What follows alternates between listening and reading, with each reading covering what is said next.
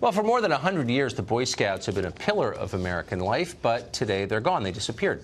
The Boy Scouts of America announced it'll be changing its name to Scouts BSA to reflect its decision last fall to admit girls into the program. Girl Scouts, I don't think, are admitting boys. The organization is also launching a new ad campaign intended to appeal to both sexes. The tagline is "Scout Me In," which maybe not surprisingly sounds like one of Hillary Clinton's many campaign slogans. Author and columnist Mark Steyn joins us tonight for a post-mortem on the death of an American institution. This feels, Mark, kind of like a watershed moment. Maybe I'm overstating its importance. I don't think you are, Tucker. One of the interesting things is that Boy Scouts were so universally presumed to be good that the very name became a synonym for being the good guy. That's right. 2 years ago, the first time any of us had heard of James Comey, 90% of columnists and commentators said, oh, James Comey is renowned in Washington as a Boy Scout. That's what it meant, the good guy. And the genius of the left is that in Nothing Flat, they turned the good guys into the bad guys. I remember going to the Democrat convention in Los Angeles in the year 2000, and some scouts came out bearing the flag, and the Democrats on the floor booed. And I thought, my God, these guys are crazy. They're booing Boy Scouts. Well, shortly after the decision in the 90s not to have gay scout masters, they got kicked out of church halls. Companies like Disney said that their employees could no longer give the charitable donation through Disney to the Boy Scouts. Basically, the good guys were turned into the bad guys.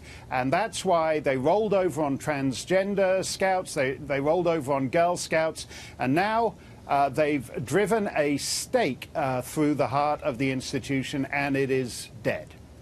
It's happening on a larger stage. Because Harvey Weinstein was a pig, the rest of us have to stand back and not say anything as masculinity is criminalized.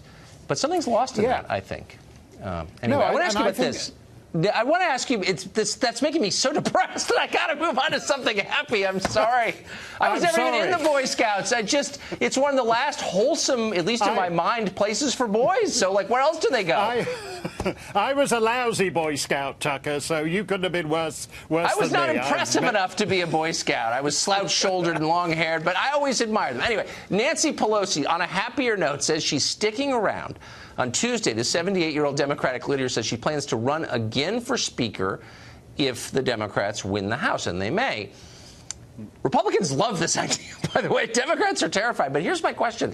Why are Democrats so afraid of Nancy Pelosi? They don't want her as Speaker at all, but none of them will say that to her because she holds this mystical power over them. Why? Well, I think that's what's incredible. I mean, she's said things that would take out any normal politician. You know, we have to pass the bill so you can find out what's in it.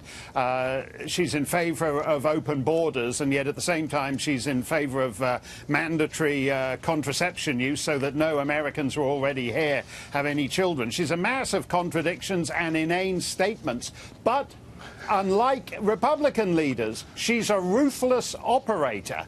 And you're going to, if you're a Democrat and you run up against Nancy Pelosi, it's not going to work out too well for you. She's serious, and she's telling them, back off, because when we win in November, I'm going to be the Speaker. Don't get in my way. That is absolutely a mass of contradictions and inane statements. But as the daughter of the mayor of Baltimore, she knows how to count votes, and she's tough. Right.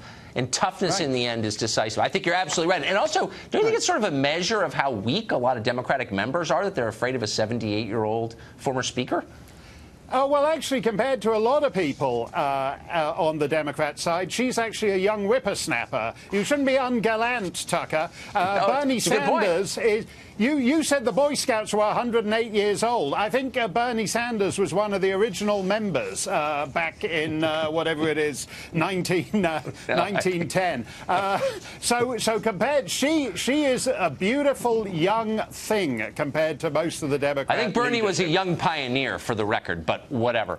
That's right. One last thing. In a speech to high school kids today, Michelle Obama said this. Watch. I know that you are me, and if I can be standing here as your forever First Lady, then you can do anything you put your mind to. You are me. Weird it brought it back to me, but whatever. I don't actually like the idea of, you know, there's a term for a forever First Lady. It's Queen. And I think there's something un-Republican about this. When I hear it in context like that, though, I do wonder if she's just reading out some sappy, schlocko, soft rock song, because that's what it sounds like. I know that you are me, you're my forever First Lady. Don't you remember? It's number 37 in 1988. It was Kenny Loggins or somebody like that. James Taylor. John Kerry flew James Taylor to sing it to the French after the Paris bombings. You're my forever First Lady. It's a great song, but it is un-Republican, and I think the best term for Michelle Obama is Mrs. Obama. I don't believe in this practice of extending governor and senator titles for life. You're better off with viscounts and dukes, because senator and governor and titles like that are in the gift of the people. And when the people withdraw them, you go back to being Mr. and Mrs. And if you can't take my appendix out, I'm not calling you doctor. No, I totally agree. Right. Mark, we're doing a remix of that song. I'm speechless. Thank you. Oh, yeah. It's a great song. Number 37 in 1988. Ask Casey Kasem. It was a huge hit. He's gone now. Thank you. Great to see you, Mark. Thanks, Tucker.